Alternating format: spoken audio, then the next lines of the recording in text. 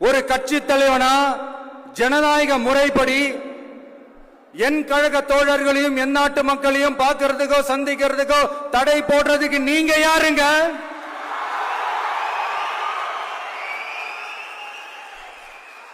தடையை மீறிய மக்களை பார்க்கணும்னு முடிவு பண்ணிட்டா போயே தீருவேன். சட்டத்தை மதிக்கணும்ன்ற ஒரே காரணத்துக்காக தான் அமைதியா இருக்கிறேன். நேத்து வந்தவெல்லாம் முதலமைச்சர் ஆகணும்னு கனவு காண்றான்னு சொல்றீங்க. அது நடக்கவே நடக்காதுன்னு சொல்றீங்க.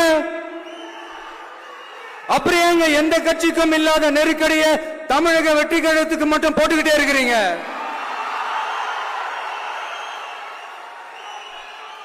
அணை போட்டு ஆத்த வேண்டும்னா தடுக்கலாம், காத்த தடுக்க முடியாது. அதையும் மீறி தடுக்கணும்னு நினைச்சீங்கன்னா சாதாரணமா இருக்கிற காத்து சூறாவளியா மாறும். ஏன் சக்தி மிக்க புயலா கூட மாறும்.